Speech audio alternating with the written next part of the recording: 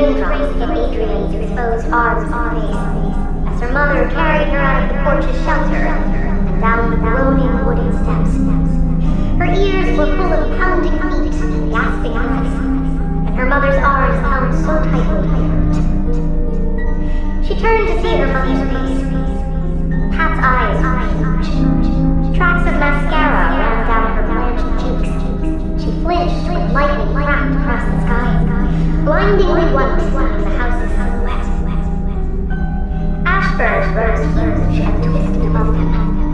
Its white paint was flaking off to expose blind-streaked gray wood underneath, and the black windows seemed like dead eyes watching over the lawn.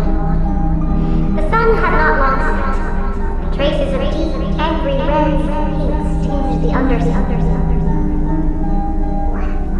Wild animals screamed in the woods around them, and insects flicked out of the long grass as Adrian's mother ran through it, carrying her to the car parked off the side of the dirt driveway.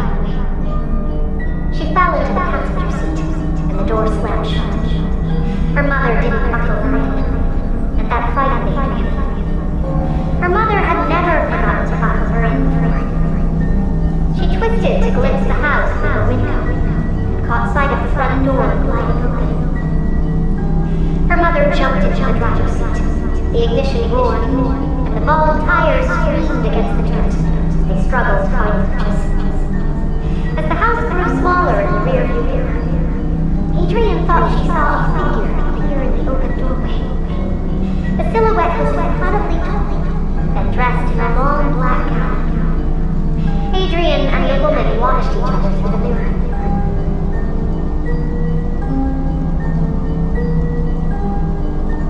Thick coughs of trees. Adrian's mother didn't speak, but sucked in thin, panicked breaths as the tears continued to bleed mascara down her cheeks and mix with the drops of blood spraying across her neck. Chapter 2. A Stranger's Gift. 17 years later. Every time Wolfgang rang, the taxi driver grinned and chuckled as if it was the funniest thing he'd heard all day. Adrian tried to match his smile, but her heart wasn't in it. Wolfgang was normally an even-tempered and silent cat. He had to truly hate the drive to protest so often. He was even ignoring the treats she poked through the cat carrier's bars, and he never rejected treats. Sorry, buddy, she whispered, when he mewed for what felt like the 100th time. Not long now. The massive gray tabby turned his sea-green eyes towards her, projecting abject misery in the way only cats are capable of. Got family in the area? The taxi driver, a young, cheerful man, had tried to start a conversation several times during the drive. But Adrian was terrible at small talk, even on her best days. And that morning was shaping up to be a long way from her best. No. I mean, apparently I used to, I think. It was an awful way to answer his question. But Adrian wasn't prepared to explain that she'd been bequeathed a house by a relative her mother had claimed didn't exist. He seemed ready to follow up with a second question. But then Wolfgang wailed again, and the driver settled for chuckling and shaking his head. She was grateful. The previous week had been so hectic. She felt as though she hadn't had a second to herself, and a cacophony of anxious thoughts cluttered her mind. Ms. Edith Ashman has bequeathed you her property. Adrian had never expected to receive anything. Her father was secretly a king, or that she had accidentally befriended a royal millionaire.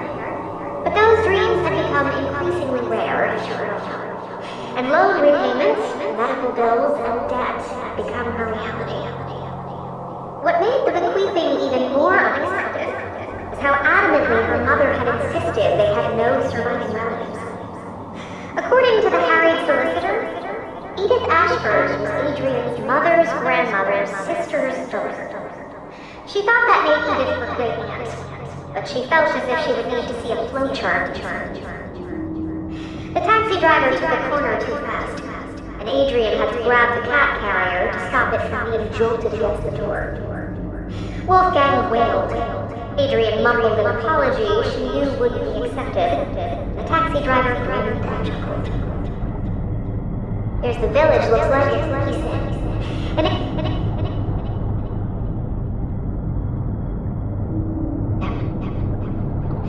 Ibsen was a tiny country town. According to online sources, its population was somewhere between 8 and 900. It struck her as unexpectedly pretty. Large green trees lined streets, and the properties were relatively clean and well tended. A small school stood beside the town hall 2 blocks away from Main Street, which was full of small shops. Even from that distance, Adrian could see a shiny bronze church. Houses spread outwards from the city center, patchily shifting from suburban near the port to hobby farms on the outskirts. They dipped into the valley. For a few minutes, the road ran alongside a river. A brilliantly blue, twisting watercourse. Willows clustered about its shore. And then they were entering the town proper. With one hand,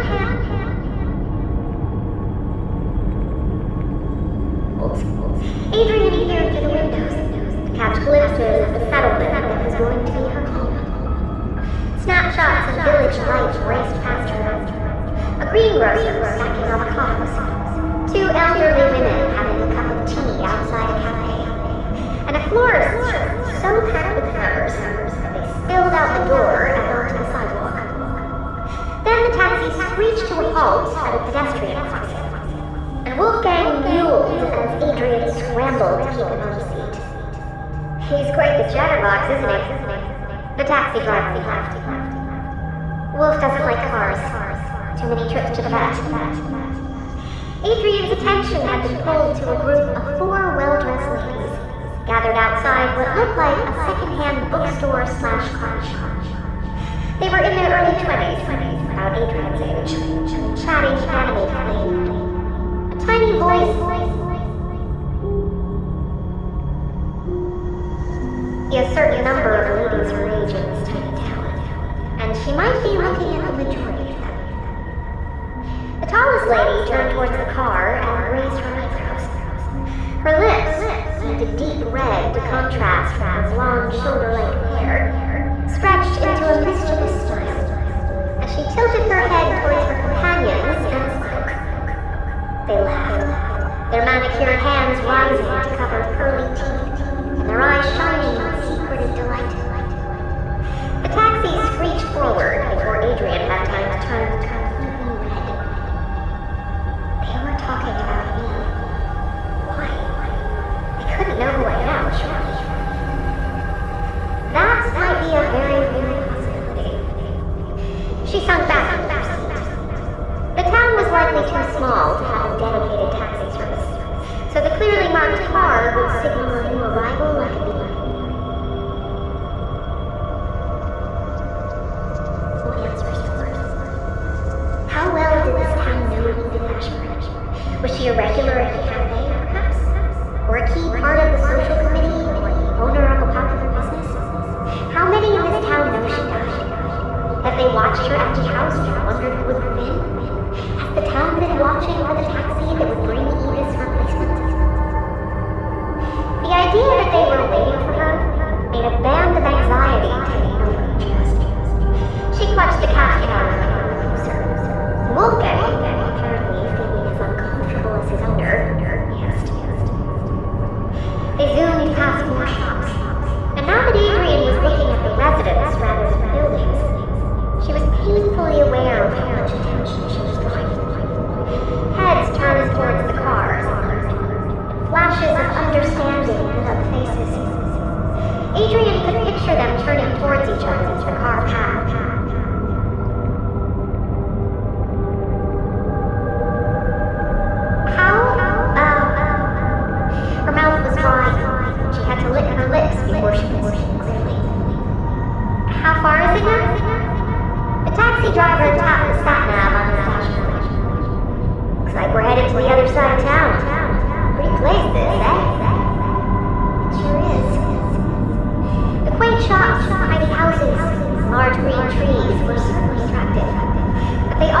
worked to increase the sensation that she was an invader, asking to be let inside her steam bubble. She didn't know the town's quirks, hadn't shared in any of its memories or experienced its history. She wasn't welcome there. Knock it off. She squeezed her eyes closed and tried to dodge the feeling of dozens of eyes fixing on the bright yellow car. You've got a home, and that's a darn sight better than where you stood a fortnight ago.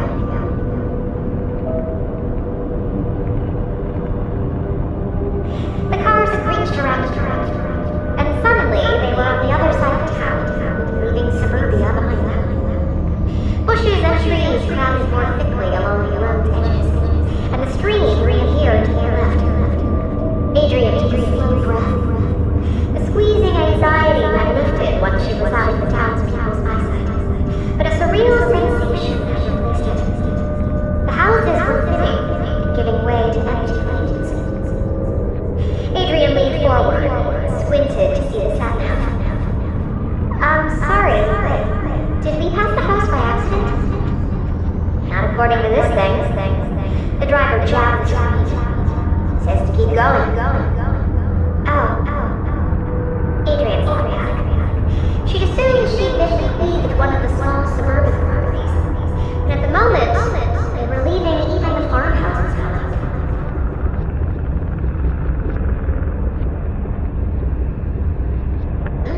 The car had gone off the road. Clutch Wolf came closer. Then exited, as she realized her driver had found a narrow, well-disguised dirt driveway. Jeez, the driver.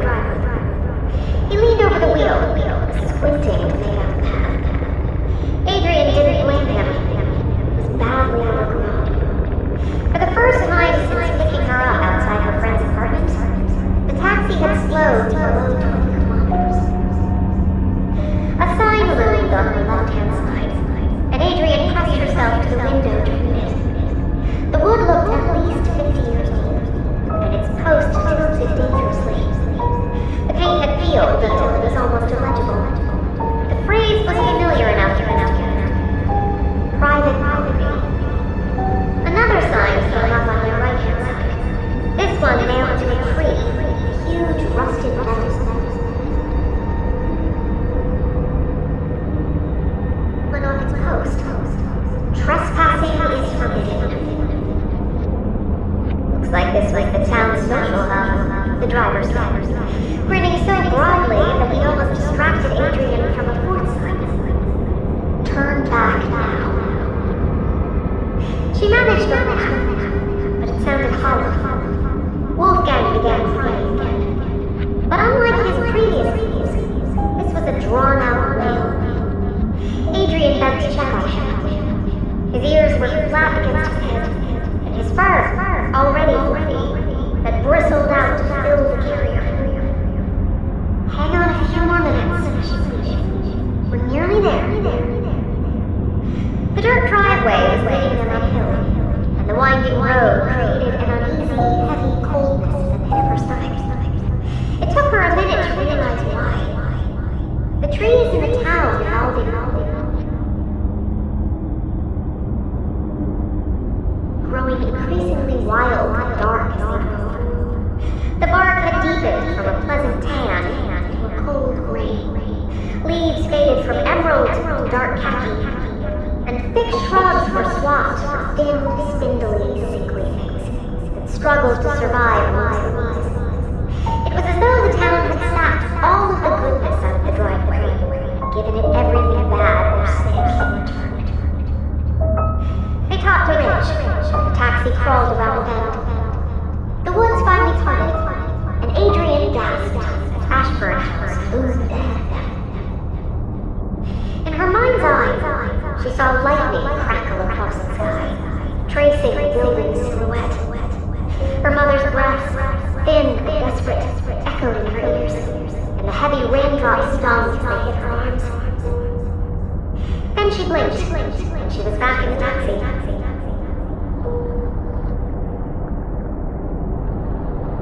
Of a fixer-upper, huh? The taxi driver turned to grin at her. But this time, Adrian couldn't even manage a smile in her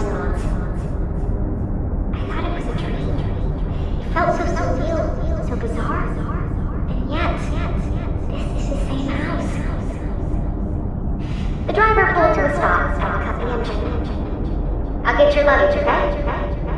Huh? Oh, right, sorry. Adrian carefully eased the cat carrier and its precious contents out of the car. She carried Wolfgang away from the driveway and set him on a patch of grass under a tree. The huge tabby grumbled deep in his throat, but kept still.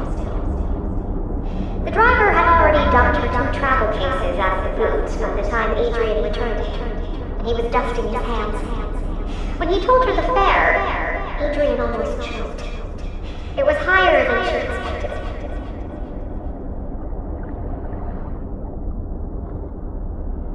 This is a fresh start, she reminded herself, as the driver gave her a wave and slid back into his seat.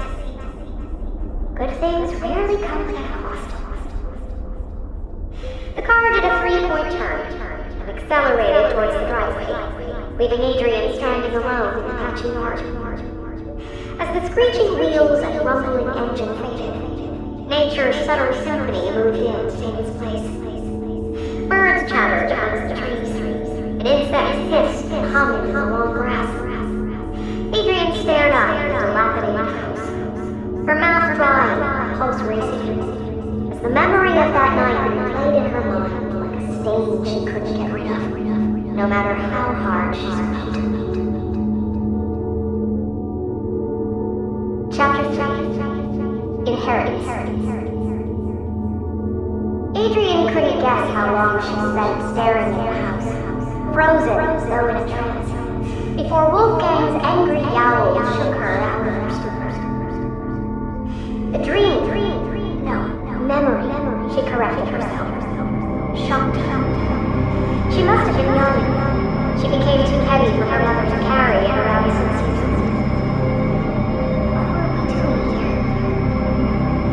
She opened her bag to search for the key the solicitor had sent.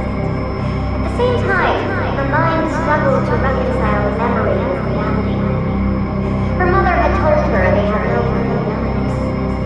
When she received the solicitor's letter, Adrian had assumed her mother had known about their great marriage.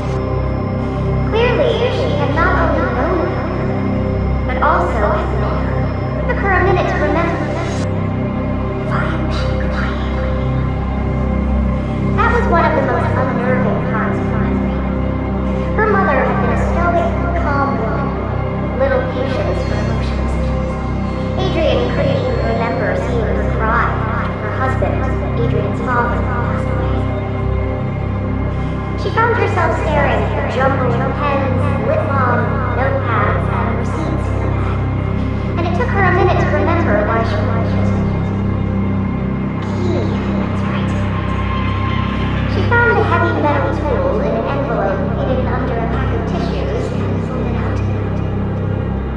Was that really blood sprayed over her chin? Adrian looked back at the house as prickles ran over her arms. It had only been 6 or 7 drops. She was struggling to find any reasonable explanation for the red light of the bay window. What exactly happened in this house? Despite the large patch of empty ground surrounding it, the house had been built tall rather than wide. One side had a half-octagonal extension, creating bay windows on all 3 levels. The roof was sharply heaped, tiled with dark slate. A porch extended from one side of the bay window to the end of the building, with the front door set deep in the shadows.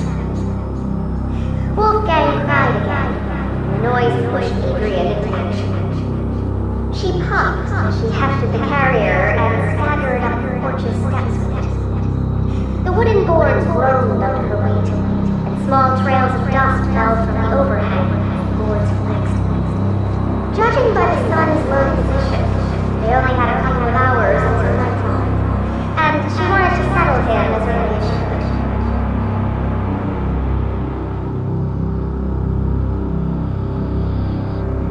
She had to accept that she would likely never marry.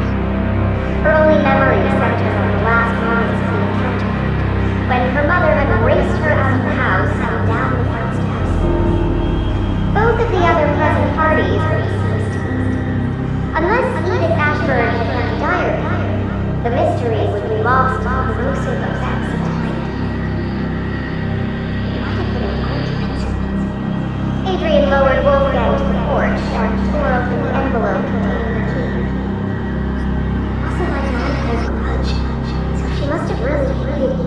Tony had no relatives. The key slid into its hole below the door handle. The metal, stiff and rusted, screeched as she turned it. Then, a second later, a quiet click told her the door was unlocked. Perhaps Edith felt bad about what happened, whatever it was.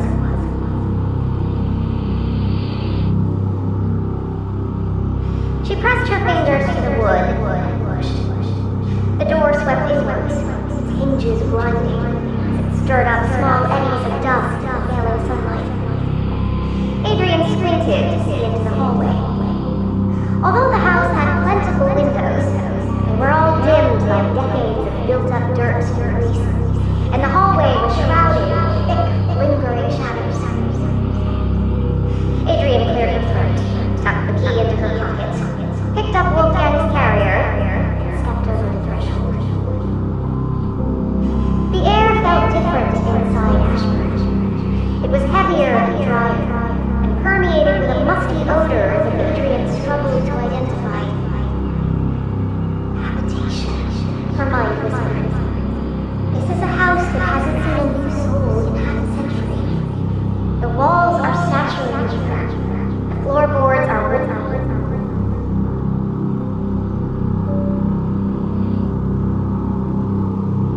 Adrian tilted forward to peer inside Wolfgang's carrier and grinned at him. That's not morbid at all, no? Her laughter bounced along the hallway, climbed the steep stairwell at its end, and echoed through the upper rooms. The farther it traveled, the hollower the sound became, and she quickly closed her mouth. For a second, the building was returned to its natural state of silence. Then Wolfgang released a low, rumbling growl. A small, discolored light switch was set into the wall next to the door, and Adrian flicked it. She hadn't expected it to do anything, but a light hanging from the hallway's ceiling buzzed into light. It gave off a muted yellow glow, scarcely better than the anemic light streaming through windows. But Adrian smiled at the sight of it.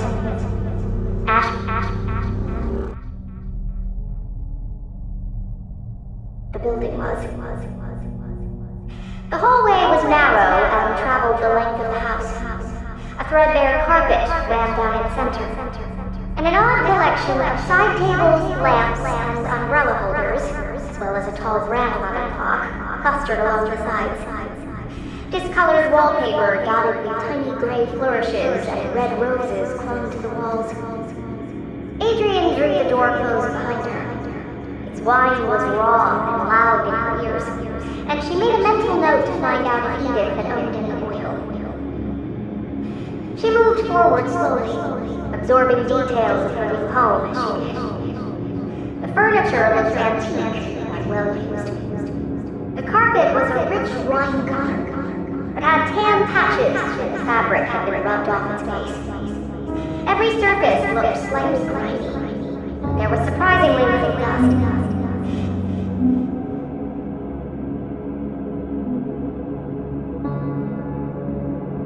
The first door was to her right. She nudged it open.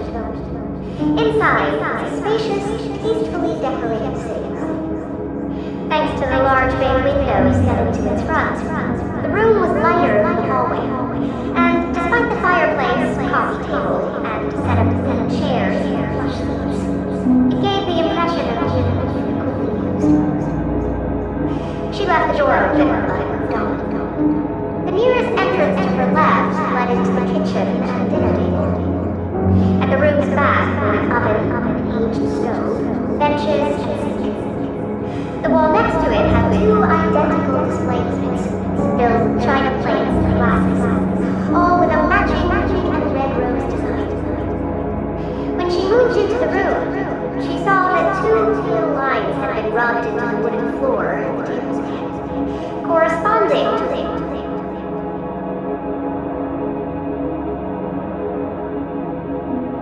She wanted to explore further, but Wolfgang's weight was making her arms ache. She needed a room with a few nooks, anxious cat could hide in, but no exit that it could escape through. She returned to the hallway and tried the next door to the right, opposite the stairwell. The door opened into a lounge room. Unlike the corner space, though, this was very clearly used. Both the chair and couch's cushions were indented, and ash still filled the fireplace's base. A bookcase overloaded with old volumes ran up one wall, and an eclectic mix of shelves and cupboards, along with a piano, sat against the rest of the walls. This'll do for Wolf. She nudged the door closed behind him, lowered him to the round, wine-red rug in the center of the floor, and unlocked the carrier's door.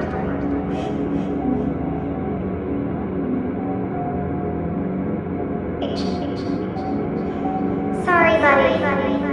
She sighed and offered her hand for him to smell before scratching behind his ears. He gave a languid blink in response to the attention, but refused to tilt his head the way he normally did. I know you don't like this, but trust me, it beats being homeless. A low, discontented grumble answered her. Adrian gave her cap a tight-lipped smile, then rose and went to collect her cases. As little as Wolfgang realized it, she hadn't been joking. The last 4 years of Pat's life had been a stream of specialist appointments, stints in hospital, and experimental treatments for the autoimmune disease that had ultimately claimed her. When her mother's health deteriorated too far for her to be alone during the day, Adrian had left her job to stay with her, picked up whatever freelance writing.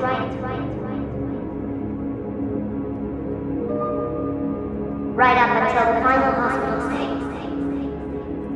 Pat had always tried her hardest to give Adrian a stable home.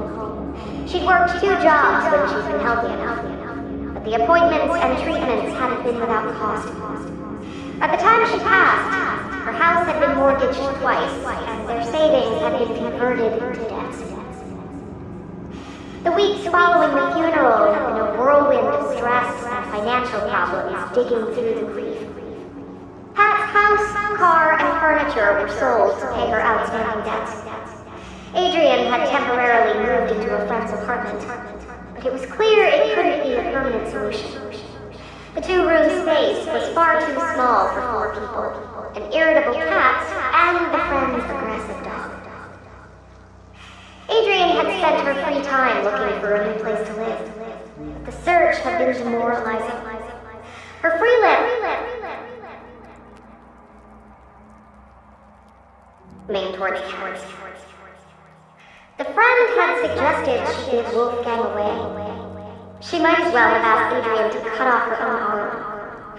She loved her fluffy monster too much to surrender him to a stranger. The letter telling her she'd inherited Ashburn had been, in Adrian's opinion, a bona fide miracle.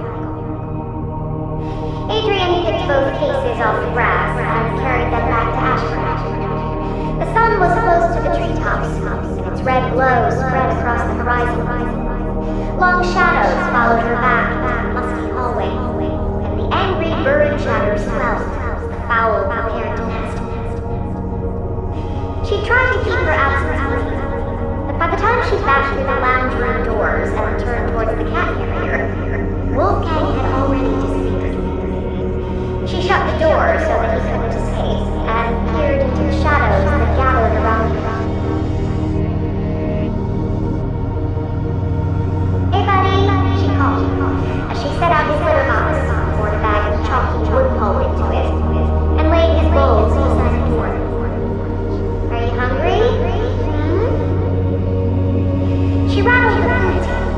The gray beast remained scarce. Adrian sighed, poured the food into one of the bowls, then picked up the second to fill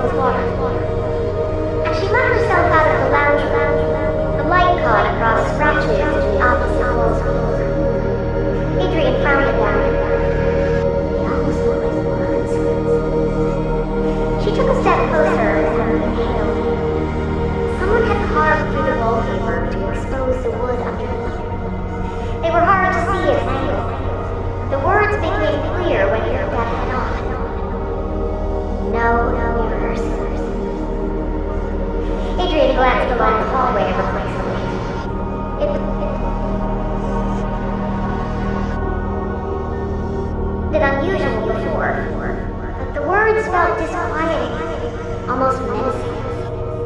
She shook her head and crossed to the kitchen. The sink was a huge, old-fashioned installation, and the handle screamed when she turned it. Pipes rattled above her head, and Adrian gazed at the ceiling and imagined she could see the wooden boards shiver. Icy cold water squeezed out of the tap, ricocheted off the bowl, and sprayed over her. Adrian shrieked a series of very unladylike phrases as she fought to turn the tap off. Then, drenched and grumbling, she carried the water back to the lounge room. "You'd better be grateful for this," she said. She placed the bowl next to Wolfgang's food. The room was silent, but she thought she saw a flicker of motion behind the piano.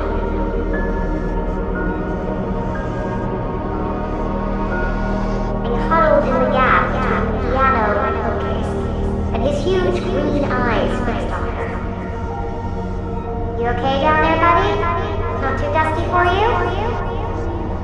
He gave her a single reproachful blink, then returned to staring at the opposite wall. The sun was dipping behind the trees, and the cooling air collaborated with her wet shirt and jeans to make Adrian shiver. So she opened the second case and sifted through the few possessions she'd brought to Ashburn. Packing had been depressing. Most of what she'd owned had been given away when she moved into her friend's apartment, and even less was practical to fit inside a taxi and cart across the state.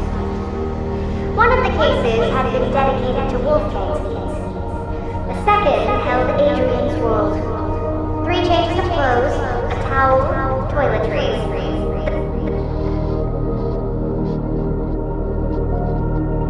Throat tightened as she stared at them. Her entire 22 years of life had boiled down to these items. "It's a fresh start," she said to Wolfgang, and tried to smile. "And I don't need much anyway. Just you for company, somewhere for us to stay, and enough money that we won't starve. And look, thanks to great Aunt Edith, we now have all 3. We'll be fine." The great gray cat blinked at her, and suddenly Adrian wished he would come out of hiding so that she could hug him. "We'll be fine," she repeated, her voice sounding small and lonely in her own ears, as she pulled the towel out and dabbed at her wet clothes. Chapter 4. What Lives in the Night. Adrian changed into fresh clothes and laid the wet shirt and jeans over the back of the fireside chair to dry. Wolfgang watched her go back and forth, but refused to move from his cubbyhole, even when she put his food bowl directly in front of it. Despite the dry clothes, Adrian found herself shivering and looked towards the blackened grate. She'd never lived in a house with a fireplace, but she'd been enamored of the idea. A stack of dry wood sat in the bracket, a bucket of kindling sat nearby, and a folded newspaper and matchbox rested on the mantel. Why not? She took the newspaper and checked the date. It was nearly 3 months old, which meant Edith would have bought it shortly before her death. Adrian took a few of the pages. Great, set some of the kindling on top. Once the newspaper caught, the flame easily spread to the twigs, and soon she was feeding it some of the larger logs. At the time the fire was large enough to be stable, she'd stopped shivering, and was pleased to see that the flames lit the room better than the single light in the ceiling. She gazed about the space, admiring how the golden glow reflected off the polished wooden chairs and bookshelves.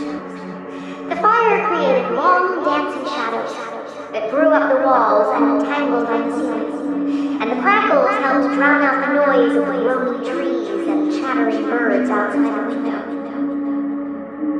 A grandfather clock somewhere deep in the house chimed. She counted 5 long metallic clangs and made a face. She hadn't realized how late it had grown. She'd skipped lunch, and when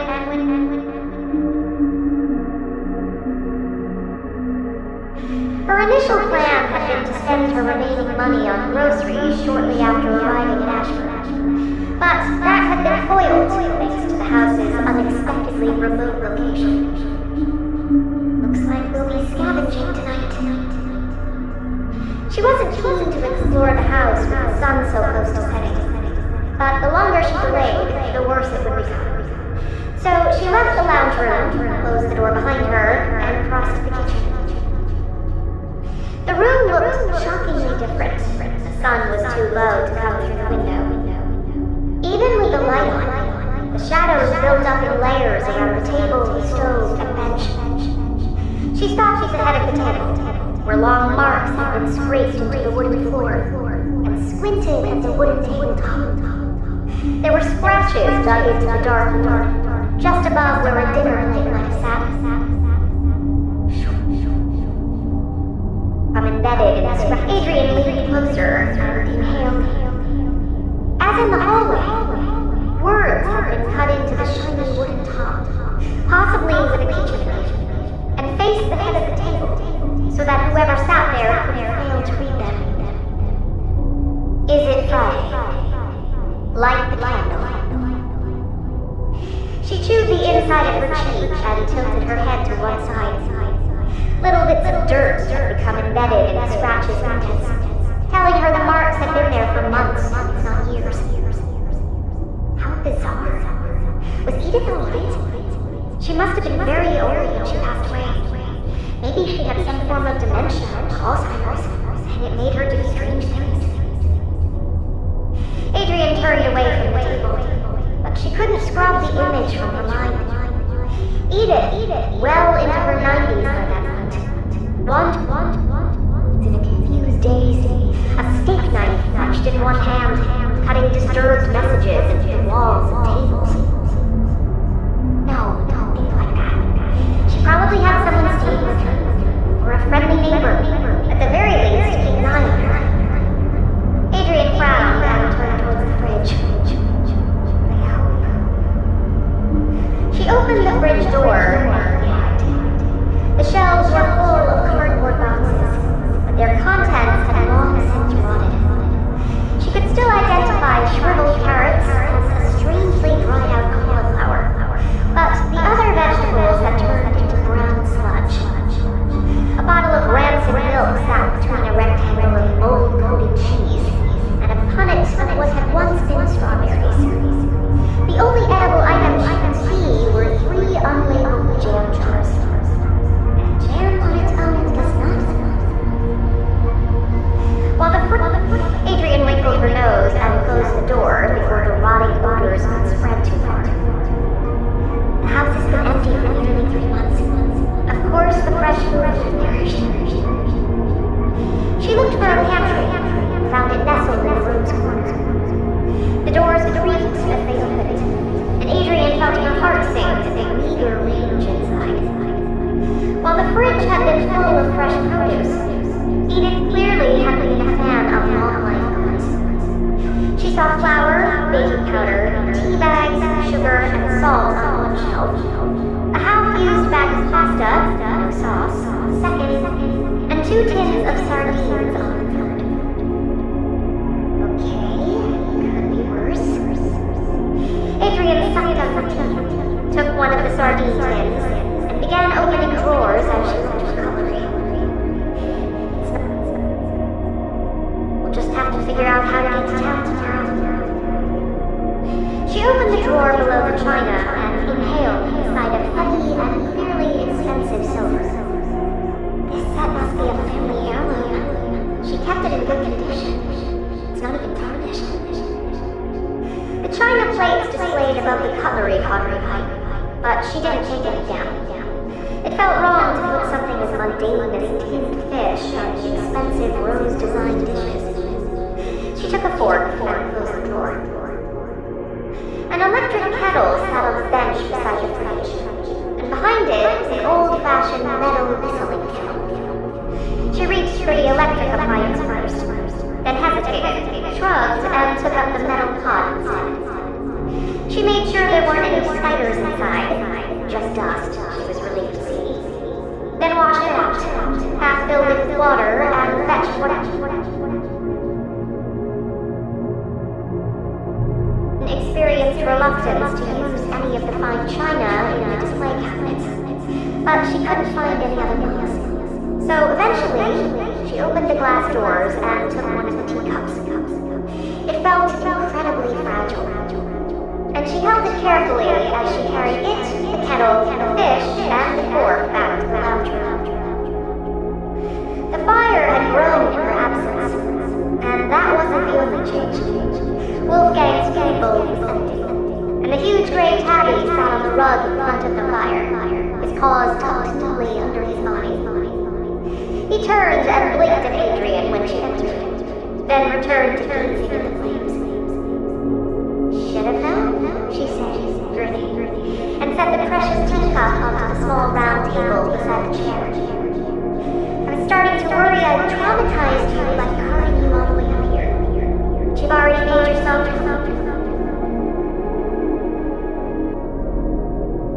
but otherwise, she might as well have not existed." A metal rod ran across the space above the fire. Adrian found a pair of thick, blackened gloves sitting next to the wood, and used one to hang her kettle on the rod, so that the flames licked around its base. She then sat back in the wooden chair, took up her tin of sardines, and peeled back the lid. It was one of the most surreal experiences of her life. She sat in a stranger's chair, one that had likely been inhabited by the same person every evening for 50 years before Adrian came along, and used a silver fork that was heavy and ornate enough to belong in Buckingham Palace to eat a tin of budget fish. A soft, fluffy paw landed on her knee, and Adrian looked down to meet Wolfgang's round green eyes. All indifference had melted away, and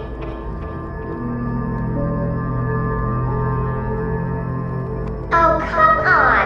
she cried in mock indignation. "You already ate?" His mouth opened in a silent meow, and his fluffy tail twitched. "You'll get fat." She pulled out a piece of the fish. "No, sorry, that's wrong. You'll get fatter."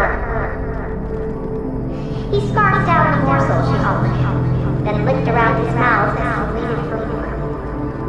She sighed and gave a fond smile. She shared the remainder of her fish with him. By the time they'd emptied the tin and Wolfgang settled down to burn the oil off its sides, the kettle was sizzling. She dropped the tea bag into the cup, donned the gloves again, and pulled the steaming kettle off the fire. She poured the water with excruciating care, half afraid that the heat alone would be enough to shatter the delicate floral beaker, and sighed in relief as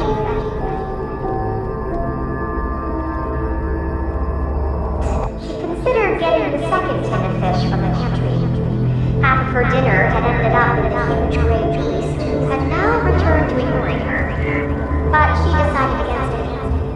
She didn't know how long it would take her to get to town, or how she could get to town for that matter, and felt it would be wiser to ration out food until she had a system worked out. It took, 20 minutes to drive from the town center to here? That was at a slow speed though, so maybe allow 1 or 2 hours to walk to town, then the same amount of time to walk back. Uphill, while carrying shopping bags. She wrinkled her nose and blew steam off the top of the teacup. Looks like I might need my New Year's resolution to get fit after all. Edith Ashburn must have had a way to get to the shops. There hadn't been any vehicles parked in front of her.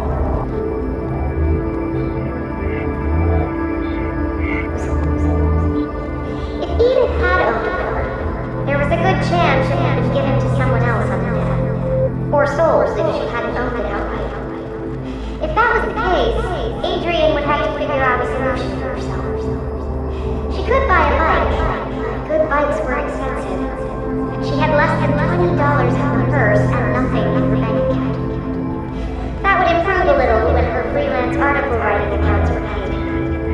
2 clients were overdue on their bills and hadn't replied to her emails in a week. Wolfgang finished reading.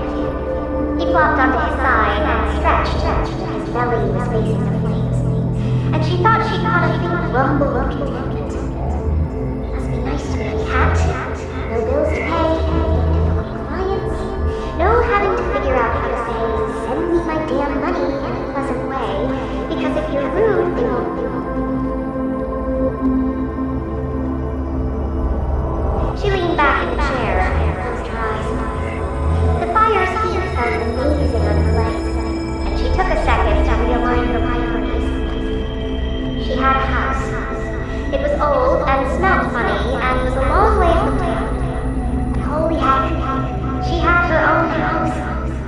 As long as the Wi-Fi worked well enough that she was able to submit her freelance articles on time, she could end up being very happy there.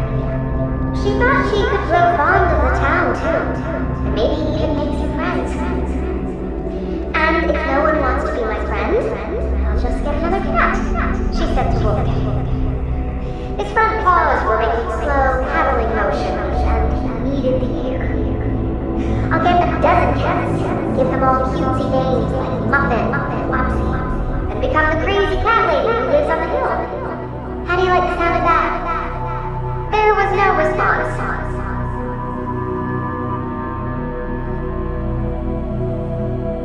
Adrian smiled and chewed at the corner of her thumb as she watched the last minutes of daylight fade. Without having to pay rent, her freelance work should be more than enough to support her. She would just have to get through the first few weeks, as jobs were processed and accounts noted. Then she could start rebuilding her savings, give Wolfgang and her some security. A growl startled her. Wolfgang no longer lay on his side, but had rolled onto his front and half risen. His ears flattened, and the fur on his tail, already fluffy, puffed out. Wolf? Adrian placed her cup on the side table and leaned forward. The cat's eyes were saucer round, and their pupils so large that almost none of the green irises remained visible. He faced the window closest to the fireplace.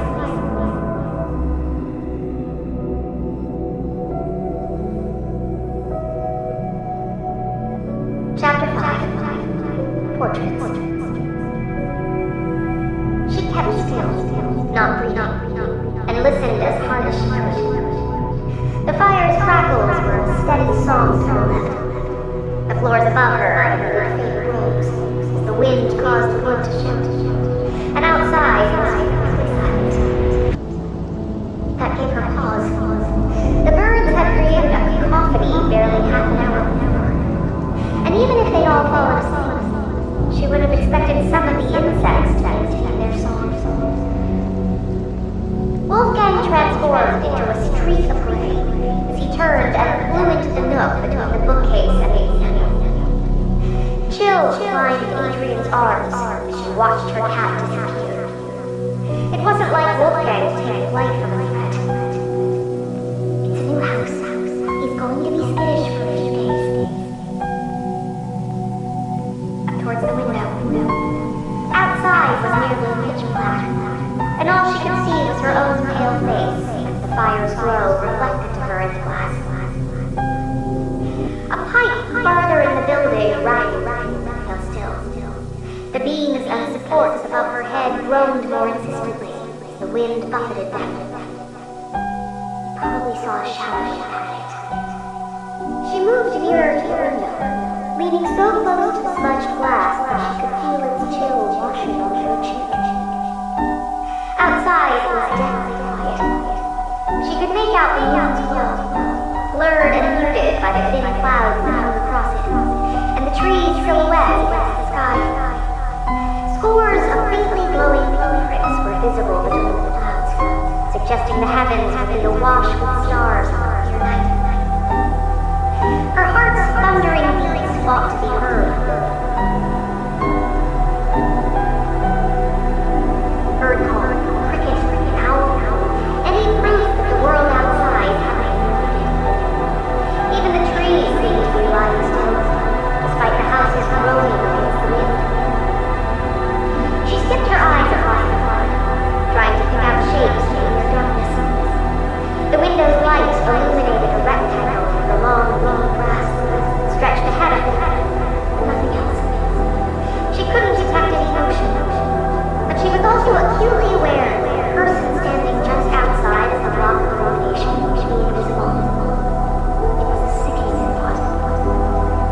Cut it out. You're frightening yourself for nothing. Wolf got jittery, and now outside is quiet, that's all. The window is probably really well soundproofed or something. All at once, as though an invisible cue had been made, the woods burst into life.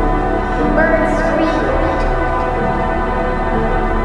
Adrian leaped out of the boughs and shooting skyward in a frenzy of whirring noise. Shrill insects began to buzz. Deep in the woods, some animal, a fox, she thought, shrieked. And behind her, Wolfgang began to yowl. The noise starting as a low rumble and growing in volume, pitch, and terror to become one of the worst sounds she ever heard. Adrian clamped her hands over her ears and dropped to her knees. Something terrible was happening, and although she couldn't see the cause, she could feel it growing closer, threatening to swallow and obliterate her very existence. An earthquake, or tsunami, or Armageddon. The sound began to fade. Wolfgang ran ahead, and his wail was reduced to a rumbling hiss. The screeches died out as the birds flew out of hearing range, and the insect trailed through them. But the sound slowly lowered her hands and opened her eyes. She was shaking, but nothing tangible had reached her. The house stood firm. No fires, giant waves, or asteroids swept through the yard. If Judgment Day had come, Ashburn House had withstood it remarkably well. Wolfgang continued to rumble from his hiding, but the sound was less insistent than before, as if he were making a point rather than responding to any human in distress. Adrian stayed kneeling on the floor for several moments, waiting. The phenomenon did not repeat itself. At last she stood, moving slowly, as though a wrong move could cause everything to unravel, and looked through the window. The outside world was still once again, but no longer quiet. She could hear the trees groaning.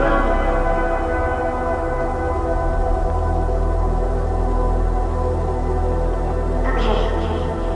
Adrian rubbed her sweaty palms on her cheeks and tried to breathe with the fear-induced band squeezing her chest. Okay, that was crazy. Wolfgang slunk out of his cubbyhole. He glowered, as though Adrian had been the cause of whatever had upset him, and he wanted her to understand how badly she was changed. But he returned to the fire with the stubbornness of a cat who was too familiar with warmth and comfort to endure an existence without either.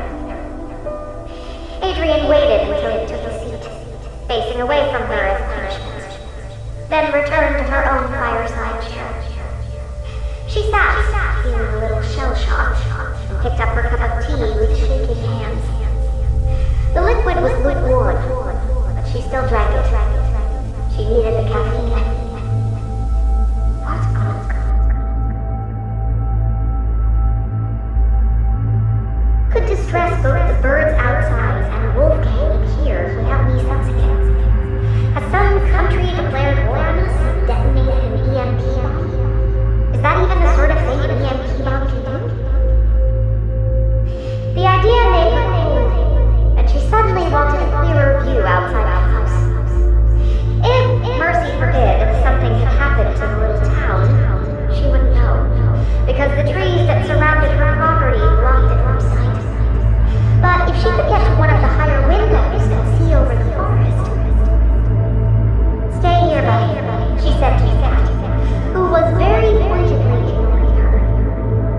She grabbed her jacket out of the travel case, wrapped it around herself, and slipped out of the lounge room. She left the hallway light. The bulb was so dirty, she felt as though she were suspended in twilight, as she followed the hall towards the stairs.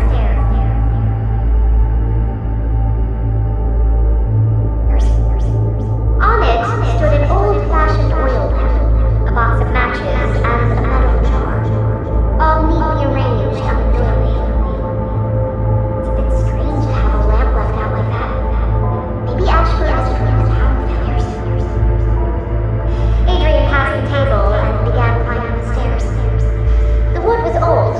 groaned under her weight, and the noise seemed to travel up the narrow stairwell and flood the upper levels. The darkness seeped out of the second floor and swallowed her as she left the hallway-like circle of influence. She turned the corner where the stairs hit the back wall and found her light reduced to almost nothing. She squinted to make out the edge of the steps, praying there weren't any missing floorboards or exposed nails, and brushing her fingertips along the walls to help orient herself. The stairs finally opened onto a landing. Speaking again, partly from the unsteady climb and partly from the lingering shock of the outside disturbance. And it took her a moment to realize there wasn't a light switch at the top of the stairs. She stretched her hand out, running it up and down the floral wallpaper in long swoops, but couldn't feel any kind of switch. An idea occurred to her, and she snorted. No way. That'd be ridiculous. The switch must be at the other end of the hall or something.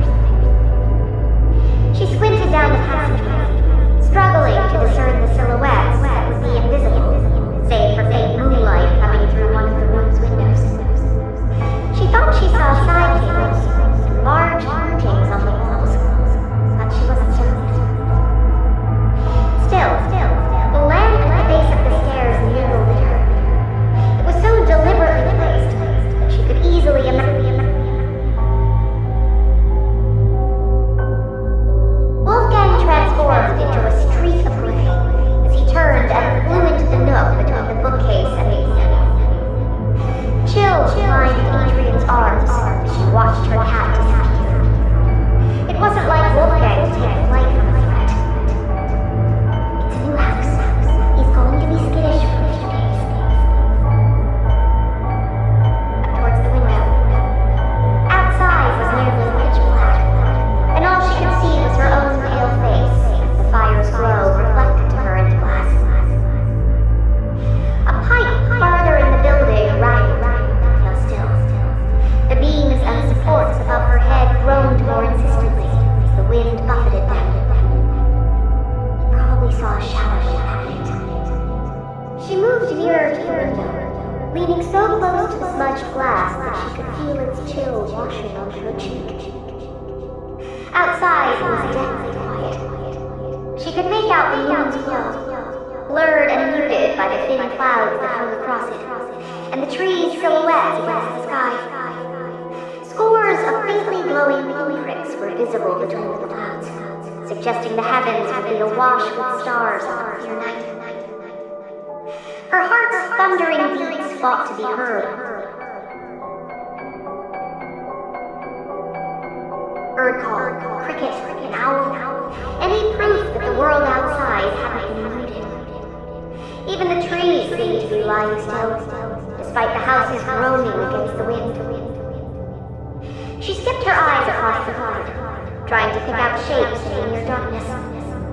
The window's light illuminated a rectangle of the long, weedy grass that stretched ahead of her, but nothing else. She couldn't detect any motion.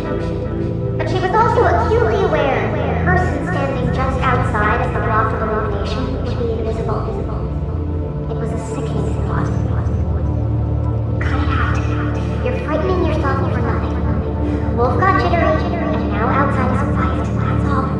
The window is probably really well soundproofed or something. All at once, as though an invisible cue had been given, the woods burst into life. Birds screamed and tooted. Adrian came out of the boughs and shooting skyward in a frenzy of whirring wings. Shrill insects began to buzz. Deep in the woods, some animal, a fox, she thought, shrieked. And behind her, Wolfgang began to yowl. The noise starting as a low rumble and growing in volume, pitch, and terror to become one of the worst sounds she'd ever heard. Adrian clamped her hands over her ears and dropped to her knees. Something terrible was happening, and although she couldn't see the cause, she could feel it growing closer, threatening to swallow and obliterate her very existence. An earthquake, or tsunami, or Armageddon. The sound began to pick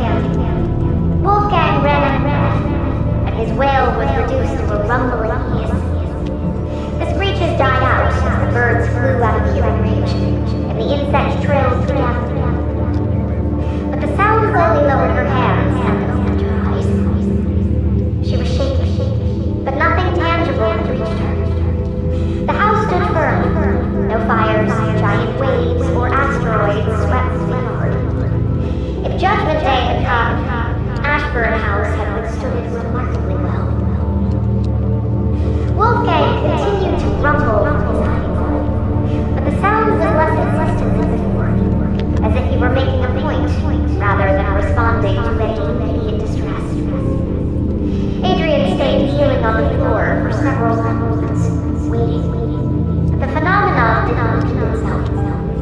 At last she stood, moving slowly, as though a wrong move could cause everything to unravel, and looked through the window. The outside world was still once again, but no longer perfectly quiet. She could hear the trees groaning.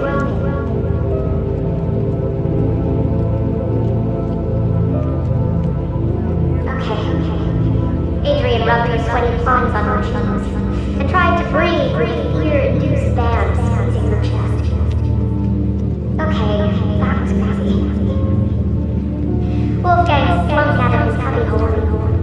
He glowered, as though Adrian had been the cause of whatever had upset him, and he wanted her to understand how badly she was changed. But he returned to the fire, the stubborn Mr. Cat who was too familiar with warmth and comfort to endure an existence without either. Adrian waited until he took his seat, facing away from her as punishment, then returned to her own fireside chair. She sat, a little shell-shocked, picked up her cup of tea with shaky hands. The liquid was lukewarm, but she still drank it. She needed the caffeine.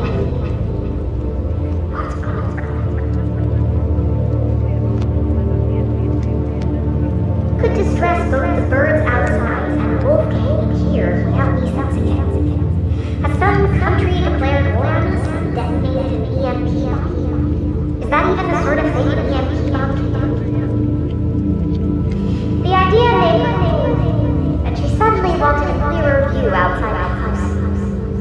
If, mercy forbid, something had happened to the little town, she would know, because the trees that surrounded her property blocked it from sight. But if she could get to one of the higher windows and see over the forest... Stay here, buddy, she said to Metat, who was very pointedly ignoring her. She grabbed her jacket out of the travel case, wrapped it around herself, and slipped out of the lounge room.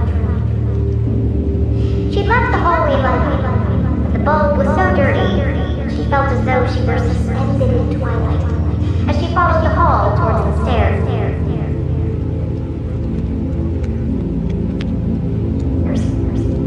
On it stood an old-fashioned oil lamp, a box of matches, and a metal jar, all neatly arranged on the doorway. It's a bit strange to have a lamp left out like that. Maybe Ashburn has created power failures. Adrian passed the table and began climbing the stairs. The wood was old, groaned under her weight, and the noise seemed to travel up the narrow stairwell and flood the upper levels. The darkness seeped out of the second floor and swallowed her, as she left the hallway light circling influence. She turned the corner where the stairs hit the back wall and found her light reduced to almost nothing. She squinted to make out the edge of the steps, praying there weren't any missing floorboards or exposed nails, and brushing her fingertips along the walls to help orient herself. The stairs finally opened onto a landing.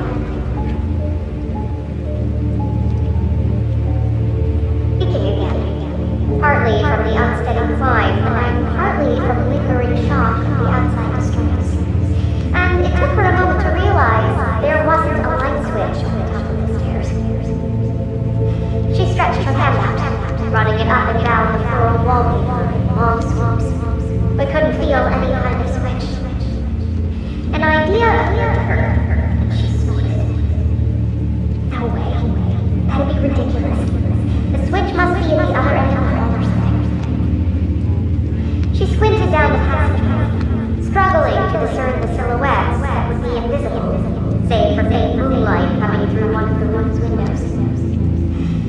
she saw side tables and large paintings on the walls, but she wasn't certain. Still, the lamp at the base of the stairs niggled there. It was so deliberately placed that she could easily imagine.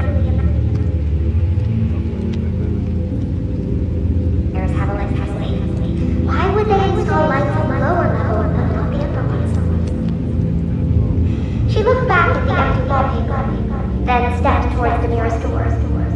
It opened with a prolonged creak, and Adrian passed her hand through the gap and felt the wall, running her fingers over the dry paper without encountering any plastic bumps. Oh, you've got to be kidding me. She gave the wall by the top of the stairs one final incredulous look, then began tramping back down the stairs. The house was incredibly old enough to have been built before electricity was common. Perhaps the structure was too unsound to run wires like iron was, or maybe Edith could only afford to do part of the house. Adrian reached the hallway and faced the table. The lamp waited there, its glass slightly cloudy from smoke and built-up grease.